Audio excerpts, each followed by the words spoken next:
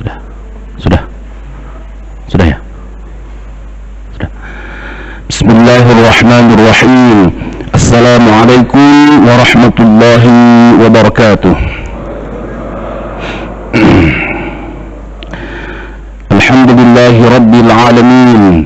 Wassalatu wassalamu ala ashrafil anbiya'i wal mursalin. Nabiyyina Muhammadin wa ala alihi wa sahbihi wa man tabi'ahum bi ihsanin ila yaumiddin. Rabbi shrah li sadri wa yassir li amri wahlul 'uqdatam min lisani yafqahu qawli. Allahumma anfa'na bima 'allamtana wa 'allimna ma yanfa'una warzuqna 'ilman yanfa'una. Walhamdulillahi rabbil alamin. Kita telah melakukan satu kefarduan, yaitu sholat subuh, walhamdulillah, dengan berjamaah. Kemudian kita akan melanjutkan dengan kefarduan yang lain, bertolabul ilmu, mencari satu disiplin ilmu dari ilmu-ilmu Allah subhanahu wa ta'ala, yaitu kajian fiqih 4 madhab. Pada pertemuan sebelumnya kita sudah mengkaji tentang mandi, khususnya adalah mandi wajib atau yang hukumnya wajib. Ada mandi janabah atau junub, ada mandi setelah haid, setelah nifas, juga ada al-maut, yaitu kalau ada kematian. Bedanya kalau 3 yang pertama, orangnya langsung yang melakukan mandi. Kalau yang kedua atau yang terakhir, maut, kalau sebab kematian, yang meninggalnya kemudian yang dimandikan. Selanjutnya, bagian yang kedua adalah mandi yang hukumnya sunnah.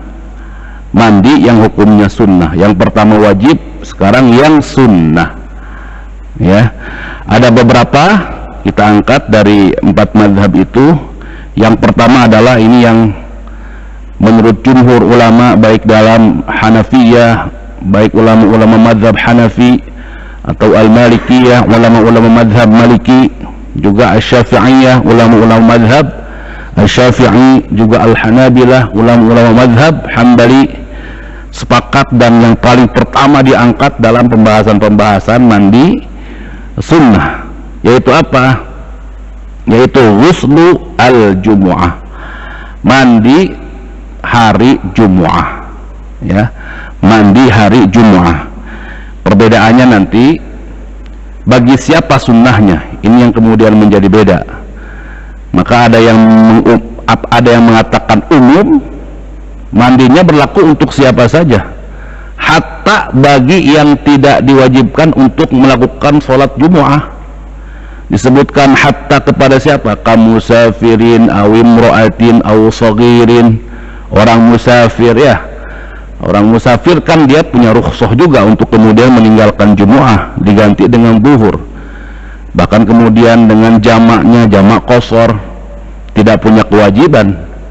Nanti dalam pembahasan sholat Jumu'ah, ya, ini kita bicara mandinya saja. Lebih rinci nanti ada juga pembahasan sholat Jumu'ah, syarat-syarat dan wajibnya untuk siapa, nanti akan kita jumpai. Kalau musafir maka tidak diwajibkan, atau juga imro'ah, perempuan, juga tidak diwajibkan. Kalaupun mengikuti tidak mengapa, musafir mengikuti Jumu'ah tidak mengapa, perempuan pun tidak mengapa. Tapi kemudian kan tidak ghalib. Kemudian apalagi shaghir, orang kecil, anak kecil, mengikuti Jumu'ah tidak mengapa. Tapi sebetulnya kan tidak wajib. Nah, bicara mandi ini pendapat pertama, maka bagi siapapun, tidak hanya bagi yang hadir atau akan melakukan sholat Jumu'ah, seperti musafir, perempuan, ataupun anak kecil tadi, tetap sunnah. Paling tidak nih, kita kalau mau pakai pendapat yang ini, kita bisa kemudian menyarankan, mengajak istri kita juga ketika mandi, niatkan. Nanti urusan sebetulnya untuk siapa sih sunnahnya, sudah kita cantolkan saja kepada ulama, ikutin ulama yang ini, kan tidak ada salahnya juga, ya. Walaupun berikutnya ada juga yang mengatakan tidak, sunnahnya untuk siapa? Ya untuk yang hadir sholat Jumu'ah, ya, Islam balik, yaitu muslim yang balik, yang berakal, yang dia mukim, tidak dalam bepergian. Ya, karena memang hadisnya ya tadi terlepas perbedaan itu ya tidak mengapa kita ibaratnya nanti ya toh masalah mandi tiap hari pastikan kita juga mandi begitu kan, tidak salahnya kemudian kita niatkan termasuk istri kita mandinya adalah mandi kesunahan hari Jumu'ah ya. Jamaah yang dirahmati Allah Subhanahu wa taala. Kemudian al-muallif atau berikutnya adalah tentang dalilnya. Dari mana kemudian ulama jumhur yang 4 mayoritas menyimpulkan bahwa ini adalah sunnah? Ada riwayat-riwayat nas-nas yang diangkat. Nas yang pertama misalkan kita akan jumpai dalam Sahih Bukhari juga dalam Muslim.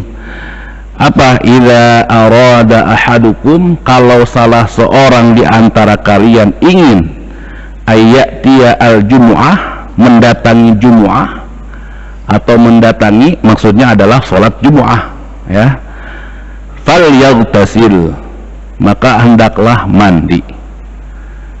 Jadi kalau Jumu'ah ini kalau bicara bahasa ya kadang-kadang kita bilang Jumat.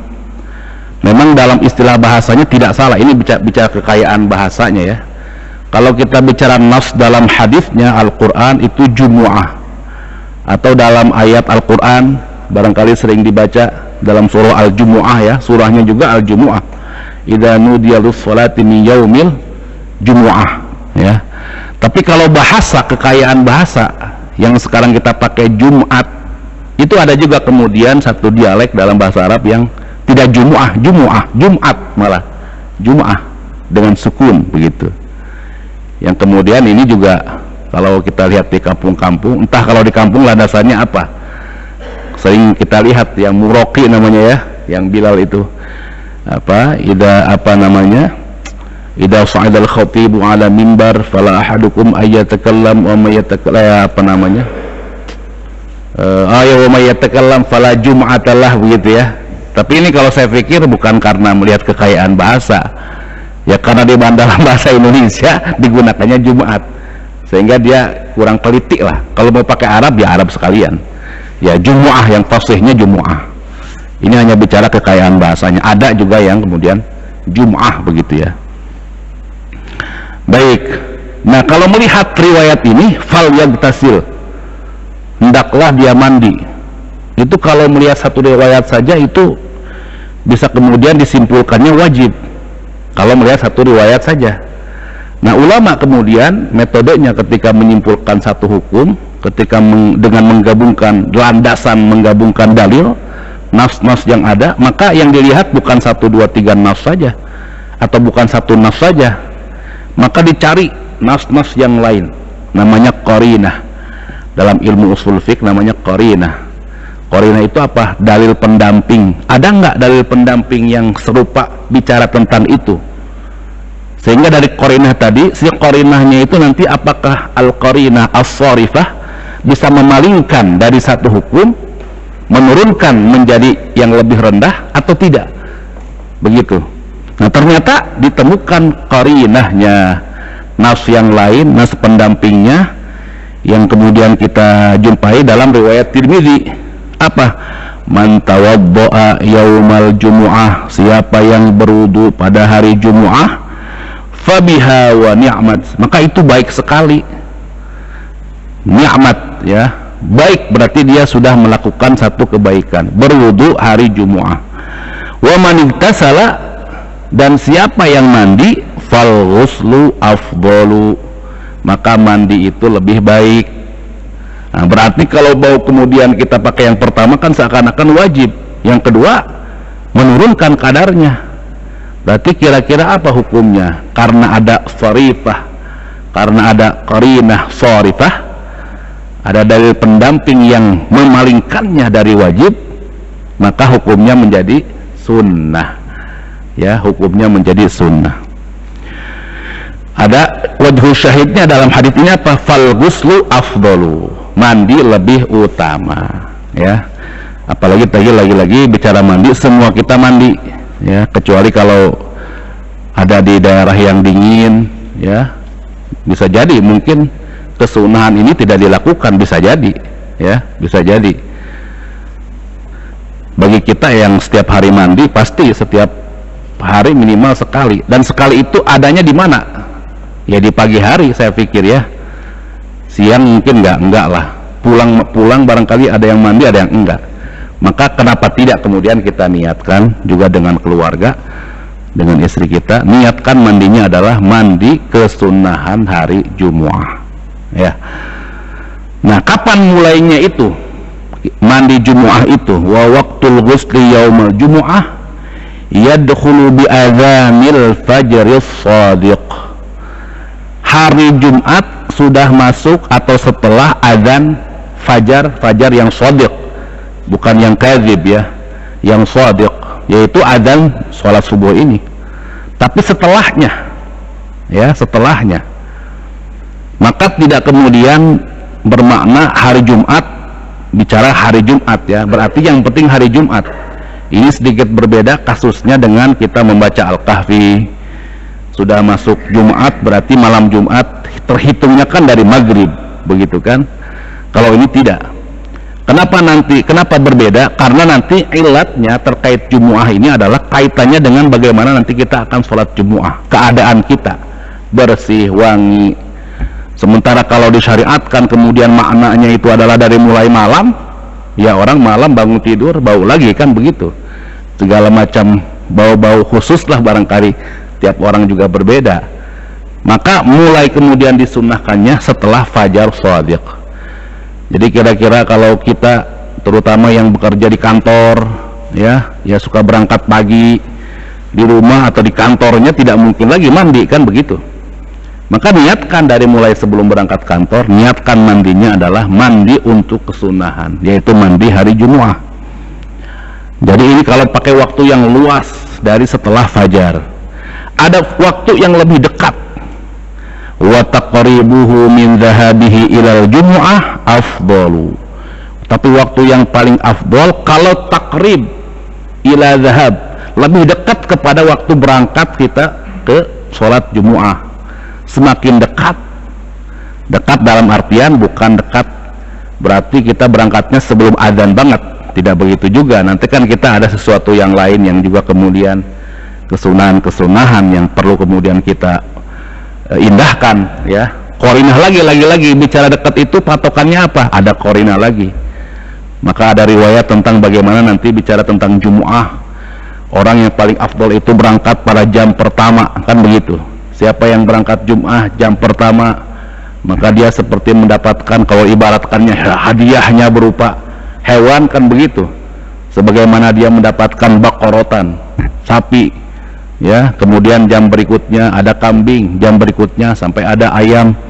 Artinya ada keutamaan, bukan berarti kemudian dimaknai kalau begitu semakin dekat ya udah berangkatnya aja kira-kira seperempat jam sebelum azan misalkan, tidak begitu juga, ada kaitannya ya. Kira-kira berangkatnya kalau kita hitung 1 jam, ini jam bukan berarti jam 60 menit ya, jam secara uruf ya, bisa jadi jam ini maknanya jam pertama atau jam terakhir, kira-kira setengah jam menuju azan, jam sebelum terakhir barangkali jam 11, jam yang sebelum terakhirnya lagi barangkali setengah 11, jam pertama hitungannya mungkin jam 10. Tidak berarti juga pagi, tidak, karena memang waktu hari Jumat juga waktu beraktivitas sama. Kemudian di zaman sahabat, di zaman Utsman misalkan, ketika agama atau kaum muslimun sudah menyebar luas, lebih banyak jangkauannya, wilayahnya, sehingga kemudian ada ijtihad sahabat Utsman dengan azan yang pertama untuk memanggil sebagai i'lan, pemberitahuan ini adalah hari Jumu'ah. Artinya hari itu bukan berarti khusus beribadah saja di masjid, tidak juga, tetap berkegiatan, sehingga tidak dimaknai jam pertama itu jam 7 berarti 1 jam hitungannya, tidak begitu ya kira-kira secara urufnya kira-kira jam 10 lah, begitu kan. Orang yang paling rajin banget dia nanti mengerjakan ya wirid-wirid rutinan ya, dia bisa baca Al-Kahfi misalkan dan lain sebagainya, zikir-zikir yang lain, memperbanyak sholawat di masjid. Nah kalau didekatkan, semakin dekat misalkan sebelum jam 10, maka ini semakin afdol, ya. Yang bisa didekatkan maka didekatkan. Bagi yang tidak bekerja, seperti yang tidak bekerja begitu di kantor, lakukan yang terdekat. Kalau yang tidak bisa, maka pakai waktu yang luas, yaitu dari mulai ataupun setelah azan. Kenapa lebih dekat lebih afdal? Li'annahu ablagh fi husulil maqsud minal ghusl wa huwa tatyib wa raihah jism. Tatyibu raihatil jism. Semakin dekat maksud dari mandi itu semakin terjaga, yaitu apa? Bersihnya badan kita, wanginya badan kita, kan begitu. Kalau orang berangkat pagi, siangnya ya sangat mungkin sudah mulai ada bau-bau yang lain begitu kan, kecuali memang kalau yang bekerja di kantor, ya di kantor nggak kerasa, tetap dia apa namanya, tetap bersih, tetap wangi, ada AC-nya, tidak berkeringat. Bagi yang bekerja di luar kantor, di lapangan begitu kan, maka sudah semakin lama semakin berubah. Nah, jadi kenapa lebih waktu dekat itu lebih utama? Karena maksud dari Jumat terjaga, yaitu kebersihan badan kita. Makanya kemudian bicara kebersihan badan kita, diangkat juga kemudian apa namanya, riwayat dari terkait bahwa sesungguhnya ketika sholat berjamaah, ya, bukan hanya sholat Jumu'ah, kenapa kita harus bersih? Agar kemudian orang lain juga tidak merasa tidak nyaman dengan kita, tidak merasa terganggu dengan kita. Ini kita bicara Jumu'ah, tapi maknanya sesungguhnya juga dikaitkan dengan sholat berjamaah. Jangan sampai ada orang lain merasa tidak nyaman. Makanya kemudian ada riwayat-riwayat tentang siapa yang makan bawang begitu kan, al-basal wasaum, maka jangan mendekati masjid, ya. Man akala al-basal wasaum fala yaqrabanna masjidana.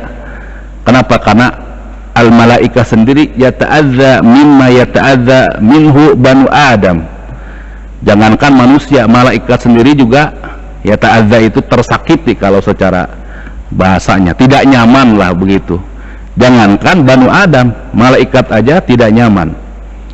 Dan nanti keterangan ulamanya bicara tentang basol ini tidak dikhususkan dengan basol. Nanti dalam keterangan al-fiqhul manhaji misalkan ada ilatnya adalah raihah karihah. Intinya yang menyebabkan bau-bau yang tidak sedap lah, yang dibenci, yang tidak nyaman. Ya, kalau konteksnya orang Indonesia, ya kira-kira ya orang Indonesia ada di Indonesia ada apa, duren lah begitu kan, udah makan duren dan dia memang terbiasa sendawa, dikit-dikit sendawa, ya kan, tidak nyaman kan kita nyium. Kalau makan durennya mah enak, itu makanya aneh ya, kalau nyium sendawanya nggak enak itu kan, ya, dan yang lain-lain ya. Walaupun kemudian, nah bicara duren, bicara basol, nanti juga ada ilatnya, ya. Saya melihat seperti misalkan bawang, apakah bawang itu memang betul-betul membuat bau, ya? Kalau ilatnya tidak ada, saya pikir-pikir lagi, bawang apa yang dimaksud begitu kan? Apakah dengan bawang kemudian langsung keringatnya menjadi bau dalam waktu yang dekat? Kalau dalam waktu yang dekat tidak membuat bau, intinya ilahnya. Hatta makan bawang kalau kemudian tidak membuat bau, ya sholat saja.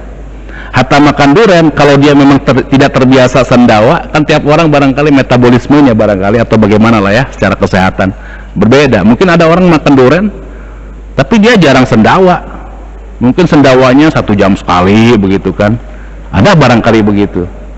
Ada kadang-kadang orang ya dikit-dikit gitu. Ini cerita di kampung dulu ada, di kampung saya begitu, ada seseorang lah, bapak-bapak, ya adabnya kurang lah begitu. Memang dia kalau makan durian dikit-dikit seperti nggak tahu malu lah begitu. Ya sampai datang ke masjid pun waktu sholat dia datang aja, datang sendawa, ya orang menciumnya. Setelah sholat ditegur sama ada kiai atau guru saya, yang kira atau ke masjid aing ngadang kado mah digituin. Kalau makan durian jangan dulu ke masjid, ya kan. Nah itu kalau sendawa. Jadi lagi-lagi ada ilatnya juga, tidak mutlak berarti kalau begitu bawang Tidak mutlak, kalau begitu berarti duren kalau menimbulkan raihah karihah. Jadi ilatnya adalah raihah karihah, bau yang tidak sedap, yang tidak nyaman gitu ya. Baik, nah ini yang pertama tentang al-jumu'ah atau mandi hari Jumat. Sunnah juga berikutnya adalah apa? Mandi dua id, ya. Ghuslu al-idaini, mandi dua id. Dua id ini adalah kita punya id yang sifatnya tahunan ya. Dalam fikih nanti ada juga id yang sifatnya mingguan, tapi tidak dikatakan id secara bahasa, atau idnya secara bahasa saja. Kita punya hari raya mingguan namanya hari Jumat, itu juga hari raya, tapi bukan id secara istilah. Kalau secara istilah syar'i namanya id ya dua hari raya saja, yaitu apa? Id al-fitr dengan id al-adha, al-idaini ya, al-idaini. Id satu, idaini dua, atau idani ya. Masjidun satu, kalau dua masjidani atau masjidaini. Nanti perkara masjidani dengan masjidaini itu perkara bahasa lah. Nanti kalau bicara bahasa akan paham kenapa masjidani, kenapa masjidaini. Maka id, idani atau idaini, dua id, mandi pada dua id, yaitu al-fitr dengan al-adha. Baik, kenapa kemudian mandi hari id itu kemudian menjadi satu kesunahan juga? Ini kita bicara qiyas keadaan dulu. Nanti dalilnya ada dalil secara nas, juga diperkuat dalil secara qiyas kepada apa? Kepada hari Jumu'ah, karena ada satu kesamaan. Kesamaannya apa? Kesamaan ijtima'un nas, manusia berkumpul. Sholat Jumat berkumpul, syiar agama kita lebih-lebih dari sholat wajib atau sholat jamaah yang fardu. Sholat id juga sama, apalagi lebih banyak lagi, karena ada ijtima'un nas, manusia berkumpul.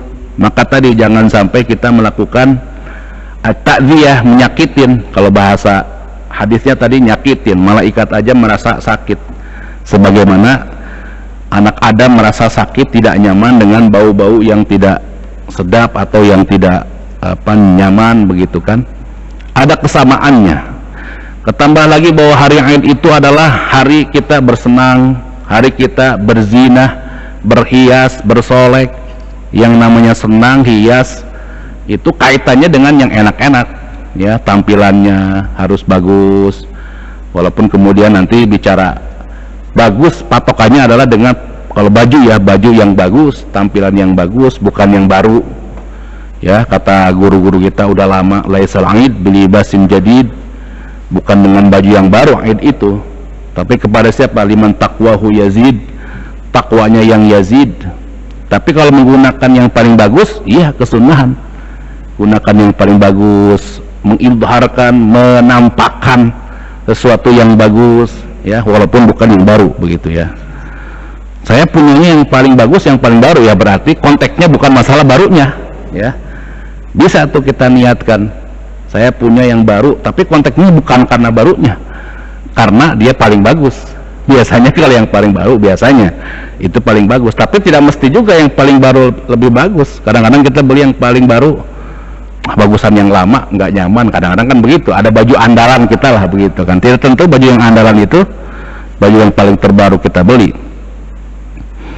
Nah, karena kesamaannya tadi ya, secara kemudian diantara dalilnya yang bisa ditemukan dalam kitab Al-Muwatta, seorang sahabat Abdullah ibn Umar radhiyallahu anhuma, sering barangkali kita sebut, kadang-kadang ada sahabat diberikan doa jumlah i'tiradiyah itu radhiyallahu anhu, kadang kita dengar radhiyallahu anhuma. Kalau anhu kembali kepada satu orang, Umar radhiyallahu anhu. Kalau ini Abdullah ibn Umar radhiyallahu anhuma, huma berarti kembali ke keduanya. Kalau kembali ke keduanya karena apa? Karena kedua-duanya adalah seorang sahabi yang muslim. Kalau Umar, Umarnya saja. Kalau Abdullah ibn Umar, anaknya Abdullah ibn Umar, anaknya juga adalah seorang yang muslim maka kembali kepada keduanya, doanya kembali kepada keduanya. Ana Abdullah ibn Umar radhiyallahu anhuma kana yaghtasilu yaumal fitri, mandi pada hari fitr, ya, yaitu fitr maksudnya adalah Id al-Fitr, qabla ayyadwa ilal musalla, sebelum berangkat ke musalla. Berarti kita menemukan ada istilah musalla, ya. Ya, musalla yang dimaksud itu adalah apa? Lapangan. Jadi nanti akan kita jumpai dalam nas istilah al-masjid, al-masjid al-jami', masjid. Ada juga berikutnya adalah musola. Musola yang dimaksud adalah apa? Lapangan. Maka nanti bicara konteksnya sholat Idul Fitr mungkin nanti kita kaji barangkali pekan depan, ya. Kita skip dulu masalah sholat, kita bicara tentang saum dulu, atau juga ada zakat fitr, masih banyak ya kaitan tentang Ramadan nanti. Maka konteksnya nanti ada perdebatan ulama tentang mana yang paling afdol kalau melakukan sholat Id itu di masjidkah atau di lapangankah, begitu kan.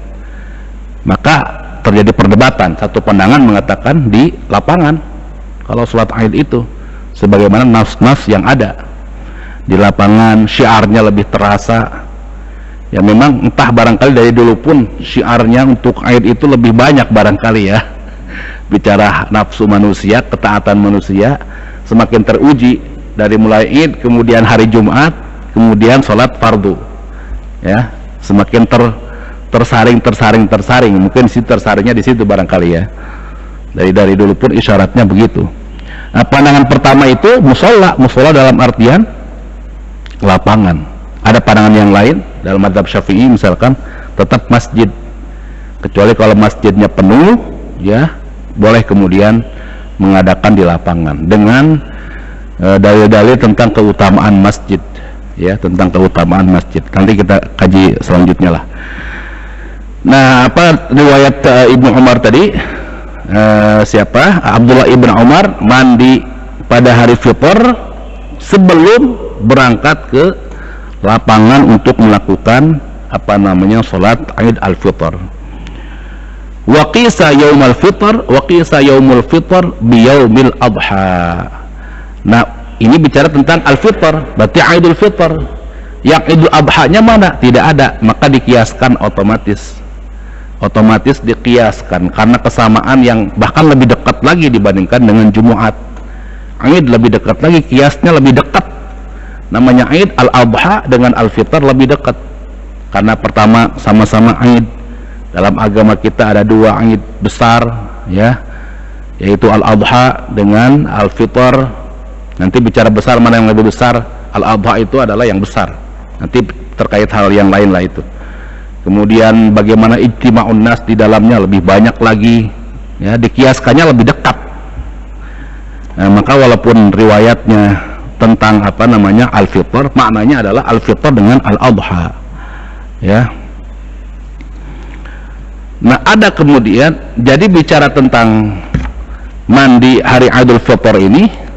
Kalau Idul Adha-nya dikiaskannya kepada Idul Fitri, Idul Fitrinya riwayatnya dengan riwayat ini dari sahabat juga dikiaskannya dengan yang lebih utama berikutnya sebelumnya, yaitu apa? Jumu'ah, ya, dengan hari Jumu'ah. Tadi kita bicara kias itu adalah satu dalil juga di dalam agama kita. Kalau kita sering mendengar Al-Quran, As-Sunnah, ini bahan makanan atau bahan makanan apa? Bahan pokoknya. Nanti bagaimana menghasilkan satu hukum, tidak semata-mata kepada Al-Quran dengan Sunnah saja, bagaimana mengolah ini semua. Nah, itu ada namanya nanti qiyas, ada namanya nanti ada istishab, kemudian saddud dzari'ah, istihsan, syar'u man qablana, ya, ada nasikh mansukh dan seterusnya. Ya, Al-Quran baru ya mentahannya. Dalam Al-Quran kadang-kadang ada kemudian kalau bicara qarina tadi ada riwayat sampai tentang pensyariatan ada 3 riwayat misalkan, 1, 2, dan 3. Ternyata yang berlaku paling akhir itu yang ketiga misalkan. Lalu yang 1 dan 2, nah, bagaimana kita memposisikannya? Kalau tidak ada ilmunya bisa jadi kita menemukan yang 1, kita ambil, kita colok, kita ambil yang 1 itu, kita ambil seakan-akan hukumnya adalah terkait dengan dalil yang 1 tadi. Ternyata ada dalil berikutnya yang kedua, yang ketiga. yang kemudian menghapus yang pertama dan kedua. Jadi itu bahan-bahan intinya. Bagaimana kita mengambilnya, ya kita mengikuti ijtihadnya ulama yang mempunyai kapasitas di dalamnya, ya, ilmu alat, ilmu usul dan lain sebagainya. Ya paling tidak kita di dalam beragama dari yang paling bawah, muqallid namanya, melakukan satu amaliyah agama tanpa ilmu, kita naikin melakukan satu amaliyah agama dengan ilmunya ilmu dari para ulama, tahu dalilnya dari para ulama, paling tidak kita sampai kepada muttabi'. Nah berikutnya jamaah yang dirahmati Allah subhanahu wa ta'ala, ya, ghuslu al-kusufaini atau ghuslu al-kusufaini, mandi dua kusuf, ya, yaitu apa? Kusufus syamsi dengan khusuful qamar. Ini agak lain, bentuk duanya lain. Kalau aida ini itu bentuk dua yang biasa. Bentuk dua itu misalkan ada masjid tadi, yang contohnya masjid aja ya, masjidun, masjidani, menambah alif dan nun, itu bentuk yang biasa. Aidun karena memang Idul Fitr dengan Idul Adha, dua berarti aidani, itu bentuk yang biasa. Kalau ini asalnya, kalau gerhana matahari itu kusuf pakai kaf, kusufu asyamsi. Kalau bulan al-qamar itu khusuf, beda huruf awalnya. Kalau bulan khusuful qamar. Kalau yang asyams itu kusufu asyamsi. Tetapi yang digunakan untuk mewakili keduanya yang kusuf. Padahal mah satu kusuf satu khusuf begitu kan. Kalau kenapa enggak dipisahkan aja? Kalau tadi dua masjid dua id kan memang sama awalnya dua. Ini kok beda, tapi diambil ke salah satunya. Nah, nanti ada pembahasan tentang atasnya. Bentuk dua itu dalam bahasa Arab ada yang biasa tadi alif nun, ada namanya atasnya at-taghlibiyah, bentuk dua tapi yang diambil salah satunya karena kegoliban yang satunya, dominasi salah satunya. Ya contohnya misalkan ini bicara apa namanya, bicara matahari dengan bumi, matahari dengan bulan, mana yang lebih dominan? Ya, untuk kita paling tidak, kalau bicara manfaat semua dengan ada manfaat, semua ada hikmahnya, semua dengan faedah dari Allah. Kalau kita bicara yang kita rasakan, ini kan bicara ilmu manusia ya. Kira-kira mana yang lebih dominan? Matahari dengan bulan? Kan matahari. Makanya yang diambil adalah kalimat yang mataharinya, yang kusuf. Ya, matahari, karena bulan pun cahaya bulan sebetulnya kan cahaya pantulan dari matahari, ya, cahaya bulan sampai matahari itu ada matahari. Kalaupun subuh ya, subuh belum terbit matahari, ketika matahari mau datang sudah mulai kelihatan cahaya-cahayanya. Nanti dari mulai terang terik di tengah hari meletek begitu orang bilang, nanti di ujungnya sampai maghrib pun udah tenggelam, ya. Masih ada kemudian mega, maka itu waktu maghrib itu ketika masih ada cahaya-cahaya kuning sisa matahari, itu waktu maghrib. Ketika meganya ini hilang, masuk waktu isya, ya kan. Bagi matahari memang perannya lebih daripada bulan, peran yang kemudian kita rasakan begitu ya. Maka yang diambil adalah kusuf. Contoh yang lain misalkan ada azan dengan iqamah, kalimatnya beda, satu adzan satu iqamah, adzan dan qomat begitu kan. Tapi kemudian yang diambil namanya apa? Al-adzanani, dua adzan. Nah pertanyaannya, berarti ini adalah at-tasniyah at-taghlibiyah, dua yang karena salah satu yang lebih ghalib, yang lebih apa namanya dominan. Pertanyaannya adzan dengan apa? Qomat, mana yang lebih dominan? Adzan, ya. Azan nanti bisa bicara tentang nadanya saja dalam hadis, idza adzanta fatarassal wa idza aqamta fahdhar. Kalau azan itu at-tarassul, kalau qomat al-hadr. Kalau azan dilamain kalimatnya, ya, hayya 'alas shalah, udah dengan segala macam variasi kan lama ya. Bisa jadi mungkin 5 menit paling tidak untuk azan. Tapi kalau qomat kan enggak, hayya 'alas sholati hayya 'alal falah, ya kan begitu kan. Nah, lebih dominan azan. Azan itu i'lan, i'lannya apa? Untuk keluar. I'lan mengumumkan keluar tentang waktu masuk salat. Kalau iqamah kepada hadirin yang sudah di dalam masjid. Nah, berbeda ya. Lain lagi misalkan ada ibu dan bapak. Terakhir lah ini bicara. Ibu dan bapak. Ibu itu abun, bapak umun. Ya, abi, umi, bapakku, ibuku yang gampang kita tahu ya. Tapi ibu dan bapak mewakili keduanya, yang diambil adalah bapak, abawan namanya. Dua bapak, tapi bukan maksudnya dua bapak, ibu dan bapak. Karena apa? Laki-laki ar-rijalu qawwamuna 'alan nisa. Ya, baik. Maka kusufan itu maknanya adalah kusufus syamsi, gerhana matahari, dan juga khusuful qamar, gerhana bulan. Ya. Nah, apa dalil khusufus syams dengan khusuful qamar? Tidak akan kita jumpai nasnya, wallahu alam. Barangkali ada nas yang lain yang sejauh ini kita ambil di sini. Ulama yang kemudian mengatakan sunnah dalam mazhab Syafi'iyah, dalam mazhab Hanabilah tidak mengangkat nasnya. Berarti tidak berdalil. Dalilnya apa? Bukan dari nas langsung. Dalilnya apa? Al-qiyas. Lagi-lagi adalah al-qiyas. Wa yusannu al-ghuslu li sholatil kusuf wal khusuf. Wa dalilu dzalika al-qiyasu 'alal jumu'ah. Ya, li'annahuma fi ma'naha. Dalilnya adalah qiyas lagi kepada jumu'ah karena ada kesamaan makna. Kesamaan illah. Apa ilahnya? Ijtima'un nas, manusia berkumpul di situ. Jangan sampai ada orang yang merasa tidak nyaman dengan kita, dengan bau badan kita. Maka apa? Dalilnya adalah al-qiyas. Ya. Jadi yang dikiaskan itu nanti apa? Ada rukun-rukun kias. Yang dikiaskan kepada apa yang dikiaskan, apa diantara atau kesamaan diantara keduanya. Yang dikiaskan adalah apa di sini? Salat kusuf atau khusuf kepada salat kepada mandi kusuf atau khusuf kepada mandi Jumu'ah. Kalau mandi Jumu'ah jelas ada nasnya. Kesamaan diantara keduanya berkumpulnya manusia. Hukumnya kemudian Jum'ah sunnah, maka ini pun sunnah. Ya, dalilnya adalah al-qiyas. Yang lain lagi apa? Ghuslu al-istisqa dalam mazhab Syafi'iyah dengan Hanabilah. Mandi istisqa, ya, minta hujan.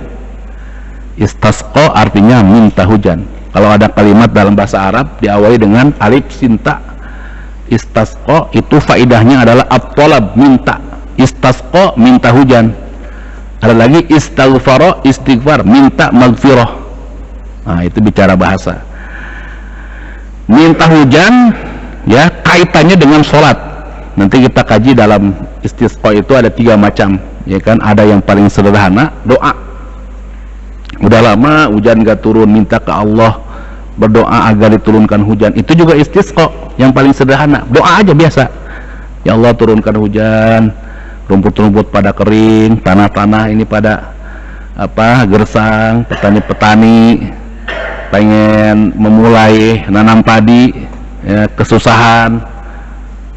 Doa begitu aja paling sederhana. Yang kedua yang tengah-tengah, doanya dikhususkan, yaitu apa? Ketika doa dalam ataupun khutbah Jumu'ah, yaitu diselipkan minta hujan. Nah, yang paling khusus lagi bukan hanya doa, dengan sholat. Itu apa? Sholat istisqa, sholat minta hujan. Maka di situ berkumpullah juga manusia. Nah, maka kemudian dikiaskan keadaannya sama juga dengan Jumu'ah. Maka ada yang namanya kesunahan mandi untuk sholat al-istisqa. Jadi lagi-lagi kalau bicara nas yang jelas ada, itu pada sholat Jumu'ah saja. Berikutnya Id ada nas juga dari sahabat namanya athar. Maka yang Id itu adalah athar ditambah juga kias kepada Jumu'ah tetap. Nah, yang lain-lain kusuf tidak ditemukan nasnya, maka kias kepada Jumu'ah. Khusuf juga sama. Kemudian istisqa tidak ditemukan juga nasnya, maka dikiaskan juga kepada Jum'ah, sehingga mandi dari masing-masing perkara-perkara yang disebutkan hukumnya adalah sunnah. Nah, berikutnya juga menjadi satu kesunahan menurut jumhur ulama, baik dari Al-Malikiyah, kemudian Asy-Syafi'iyah dan Al-Hanabilah, al-ghuslu min ghaslil mayyit, ya, yaitu apa? Mandi karena sebab memandikan mayit. Mayitnya sendiri adalah dimandikan menjadi satu kewajiban yang wajib kita sebutkan sebelumnya. Yang memandikan, nah ini berikutnya, yang memandikan, maka sunnah juga yang memandikan atau setelah memandikan mayit maka disunnahkan dia untuk mandi karena sebab memandikan mayit. Man ghasala mayyitan falyaghtasil, siapa yang memandikan mayit hendaklah dia mandi. Nah, ini mirip juga nih bagaimana ulama menyimpulkan seperti Jumat tadi, hendaklah dia mandi, riwayat dari Ahmad dan Tirmidzi. Kalau melihat kalimat hendaklah dia mandi berarti wajib. Nah, lagi-lagi ulama ketika memahami satu riwayat tadi ada qarinah, dihadirkan bukan cuma satu riwayat. Ada nggak kemudian qarinah pendamping riwayat yang lain, sehingga apakah bisa kemudian menurunkan hukumnya dari yang kalau melihat satu nas seakan-akan wajib? Maka apa?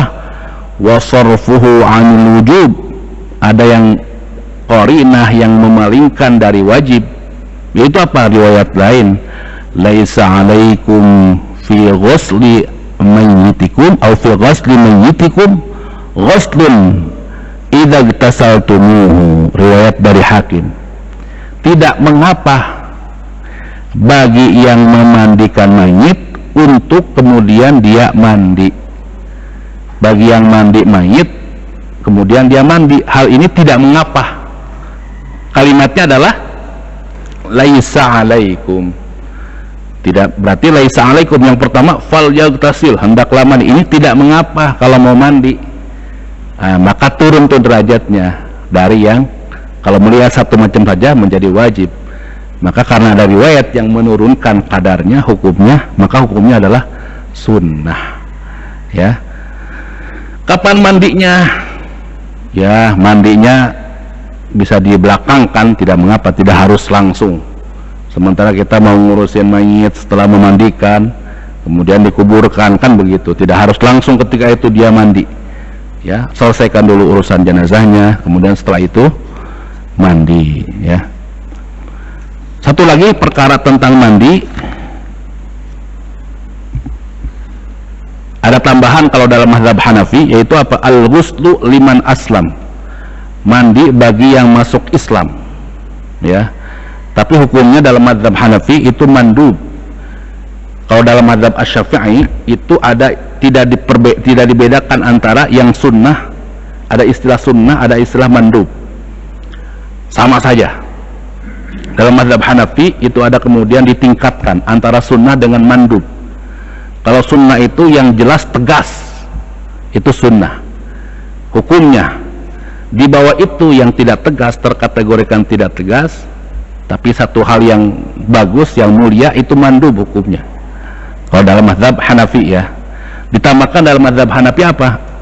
Al-ghuslu, ya, atau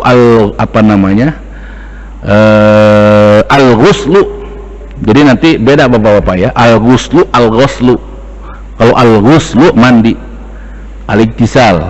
Kalau al-ghuslu memandikan, nyuci, itu ghuslu pakai fathah. Al-ghuslu liman aslam, mandi bagi orang yang masuk Islam, ya. Ada yang bersyahadah, ikrar syahadah. Nah, di antara kesunahan berikutnya adalah dia mandi. Lagi-lagi mandub, ya, dalam mazhab Hanafi. Nah, selanjutnya adalah yang terakhir nih, mandi kaitannya dengan manasik haji, ya. Bismillah.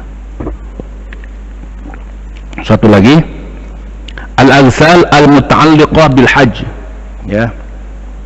Mandi yang kaitannya dengan manasik-manasik dalam haji. Yang pertama apa? Al-ghuslu lil ihram, mandi untuk ihram. Ya, ihram kita mengenakan pakaian ihram. Maka sebelumnya mandi untuk ihram itu adalah satu kesunnahan. Sepakat ulama 4 mazhab, baik dalam mazhab Hanafiyah ataupun Malikiyah, Syafi'iyah ataupun Hanabilah. Riwayat dari Zaid ibn Thabit al-Ansari, riwayat al-Imam At-Tirmidzi, bahwa Zaid ra'an Nabiyya sallallahu alaihi wasallam tajarrada li ihlalihi wagtasala, melakukan ihlal itu artinya apa? Ya, al-ihram, tajarrada al-ihlalihi ay naz'u thiyab, melepaskan pakaiannya untuk ihram, ya, wagtasala, dan mandi akan ihram. Dia lepaskan pakaian dulu, kan akan mengenakan pakaian ihram. Nah, sebelum mengenakan pakaiannya apa? Wagtasal, mandi dulu. Nah, maka ini riwayat yang kemudian diangkat oleh ulama 4 mazhab, sehingga mandi untuk ihram adalah mandi sunnah. Ya. Riwayat yang lain misalkan itu pertama. Yang lain, manasik yang lain, al-ghuslu lidukhuli Makkah. Berikutnya memasuki Makkah. Ini paling tidak nanti kan disesuaikan dengan keadaan kita, ya. Ada barangkali bagi sebagian ya tidak sempat, bagi sebagian yang sempat, ya, bagi yang mungkin berangkat ke Madinah dulu, kemudian berikutnya ke Mekah, kan sangat sempat, maka mandi dulu. Nah, al-ghusl memasuki Mekah, ya, dari Ibnu Umar, kana la yaqdumu Makkata illa bata bidituan hatta yusbih wa yagtasil. Ibnu Umar itu kalau mau datang ke Mekah, dia tidak langsung begitu saja datang ke Mekah, tapi menginap dulu di satu tempat namanya Zituan. Setelah menginap di situ, menginap hatta yusbih, sampai pagi harinya, wa yagtasil, baru kemudian dia mandi dan berjalan langsung. Nah, karena nanti di antara keterangannya bisa kita lihat, saking memang kalau sekarang kita bilang tanah suci, ya, tanah haram yang diagungkan, ya, tanah yang mulia karena banyak keberkahan di dalamnya, Al-Masjid Al-Haram, Al-Masjid, kemudian juga ada Masjid Nabawi, berikutnya kalau Madinah juga nanti ada Al-Aqsa. Kalau kita kaitkan ada 3 tempat begitu kan, yang memang kita jangan melakukan rihlah, perjalanan dengan sangat, kecuali ketiga tempat tadi, ya. Saking memang ini tanah yang suci, mulia, memasukinya saja dengan adab, ya, nginap dulu sampai besoknya, kemudian mandi. Seorang sahabat Ibnu Umar, paginya kemudian setelah menginap pagi mandi, tsumma yadkhulu Makkata naharan wa kana yadhkuru an-nabiyya annahu fa'alahu, rawahu Al-Bukhari. Ibnu Umar baru kemudian berangkat ke Mekah siang hari, dan kata beliau apa? Begini Nabi ngelakuinnya, begini Nabi, saya nyontohin Nabi. Kalau masuk ke Mekah, maka tidak langsung begitu saja datang ke Mekah, tapi apa? Nginap dulu di Zituan sampai besok harinya, kemudian mandi. Lalu sekarang keadaannya, pertanyaannya, apakah kita lagi-lagi hukumnya sunnah bagi kita yang melakukan manasik berikutnya, umrohkah ataupun hajikah? Maka disesuaikan dengan keadaannya.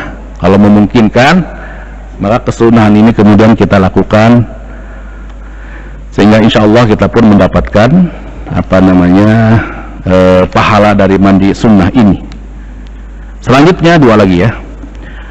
Al-ghuslu lil wuquf bi Arafah, mandi untuk wukuf di Arafah. Ihram masuk Makkah, berikutnya adalah untuk wukuf di Arafah. Riwayatnya riwayat dari Ali, anna Aliyan radhiyallahu anhu kana yaghtasilu yaumal idaini wa yaumal jumu'ah wa yauma Arafah wa idza arada ay yuhrim. Sahabat Ali itu mandinya kapan saja. Pertama al-idaini, Idul Fitri, Idul Adha, kemudian hari Jumu'ah, kemudian hari Arafah, wukuf ini yang sekarang kita obrolkan, hari Arafah, juga ketika akan ihram. Jadi lagi-lagi tadi bicara qiyas, kemudian apa qiyas itu, kan dalil Qur'annya nggak ada pakai qiyas, nggak usah dipakai. Tidak begitu memahaminya. Sahabat memahami qiyas itu memang digunakan, bukan hanya ulama, sahabat.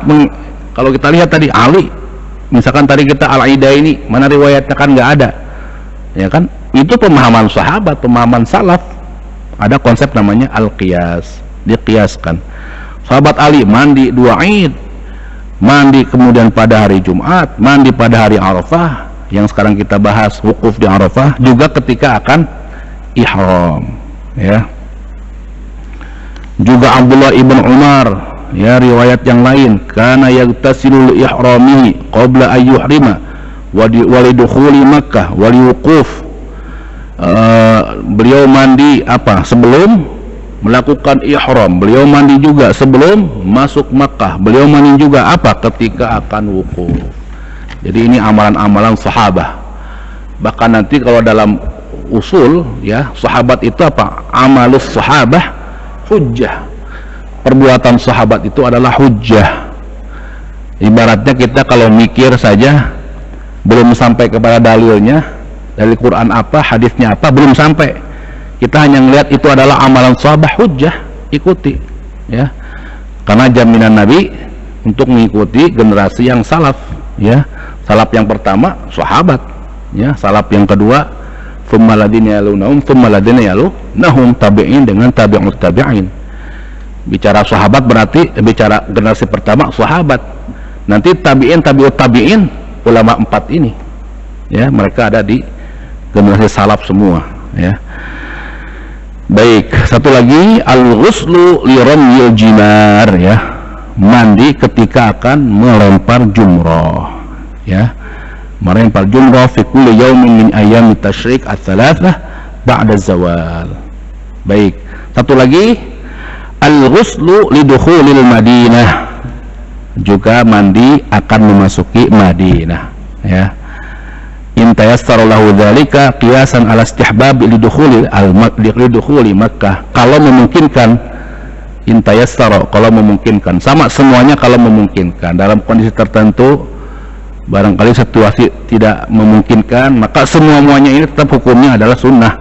Semuanya kalau memungkinkan, in tayassara, ya kita lakukan, ya. Termasuk juga terakhir ini adalah untuk memasuki Makkah. Kiasnya apa? Dikiaskan kepada memasuki Madinah, ya. Dikiaskan kepada memasuki Madinah Al-Munawwarah, karena kesucian tempat ini diberkahi, adanya Al-Masjid Al-Haram. Wallahu a'lam bishawab. Baik, ini pembahasan kita tentang mandi. Selanjutnya kita skip dulu, barangkali berikutnya kita bicara fikih puasa barangkali, ya, karena sebentar lagi kita memasuki bulan Ramadan.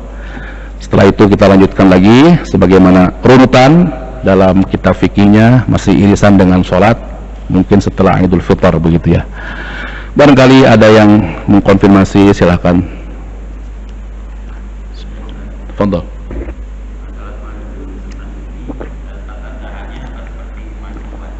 Ya, baik. Tata cara mandi sunnah ini nggak saya sampaikan, memang sebetulnya setelahnya ada lagi. Al-kaifiyah, berikutnya cara mandinya. Nah, cara mandinya sama dengan cara mandi wajib. Ada 2 macam. Pertama, al-kaifiyah al-wajibah, ada al-kaifiyah al-masnunah. Ada cara yang wajib, yang inti saja, ada yang apik banget, kesunahan-kesunahannya diikuti. Yang wajib saja, yang paling inti saja, 2 macam saja. Al-awwal an-niyah indal bada' bi ghuslil jism. Pertama, niat. Nah, tetap yang namanya ibadah, ini bagian dari ibadah, kita sering ulang, ya, perlu memerlukan namanya niat, ya. Ini mandi kaitan dengan Jumu'ah adalah ibadah, kan kita sering bedakan kapan itu niat harus ada dengan tidak ada. Kalau ibadah yang ma'qulatul makna, ya, secara makna enggak masuk akal, itu harus ada niat. Kalau yang ghair ma'qulatil makna, tidak masuk akal, harus ada niat.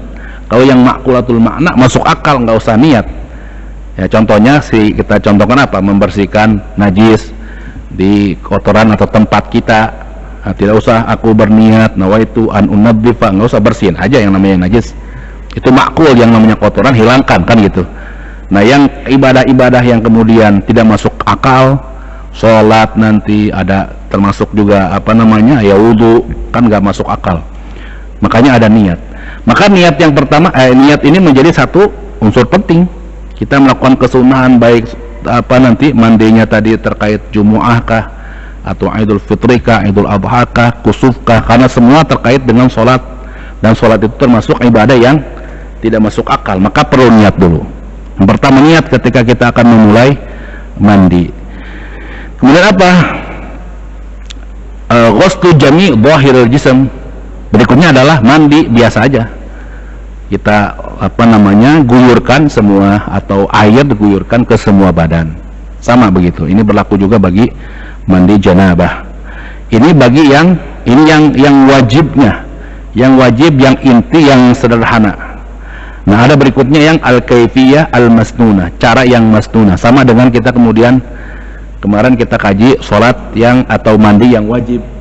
Ya, kalau yang apik-apik dari mulai membasuh kedua tangan qobla, sebelum kita memasukkan tangan kita ke dalam bejana, seperti berwudu dulu.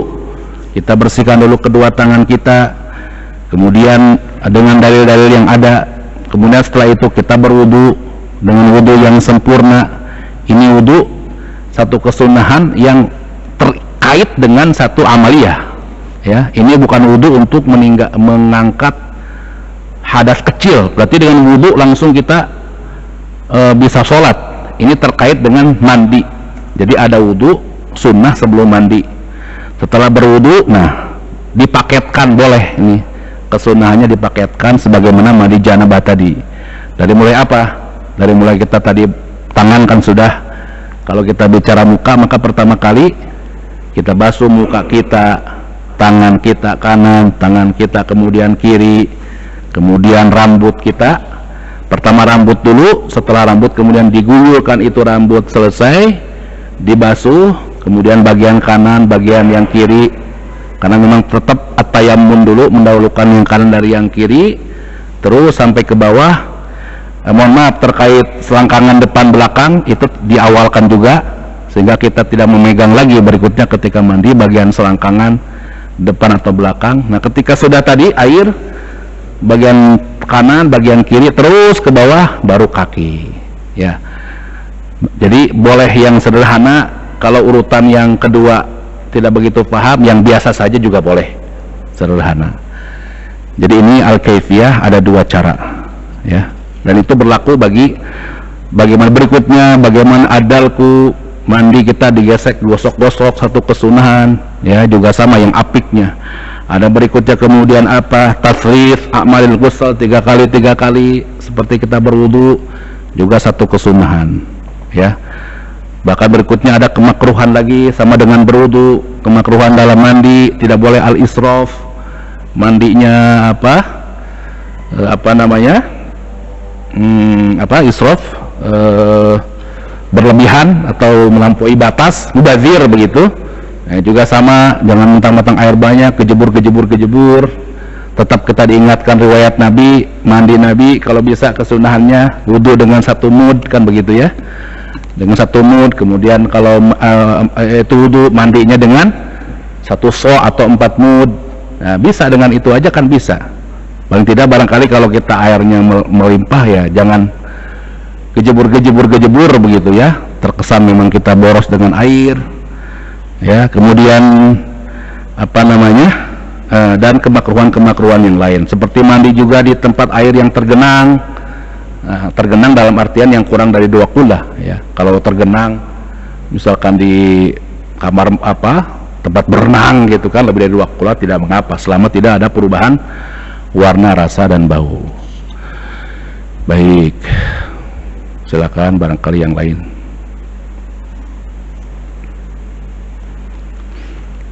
Cukup ya, insyaallah. Mohon maaf atas segala kekurangan. Boleh setelah ini kalau mau nambahkan di luar majelis juga boleh. Semoga Allah meridhai kita, merahmati kita dengan bertalabul ilm ini, yang intinya adalah kita mendapatkan rahmat Allah yang dengan rahmatnya. Dan diantara ciri majelis ilmu adalah rahmat itu adalah kasih sayang, sehingga setelah belajar saling berkasih sayang, bukan menambah kebencian, justru saling menghadirkan kasih sayang dengan sesama kaum muslim. Itu diantara majelis yang berkah, ada rahmatnya, begitu ya. Semoga dengan rahmatnya, dan rahmat menjadi kunci kita memasuki surganya Allah subhanahu wa ta'ala. Amin ya rabbal alamin. Kafaratul majlis. Subhanakallah bihamdika asyhadu an la ilaha illa anta astaghfiruka wa atubu ilaik. Assalamualaikum warahmatullahi wabarakatuh.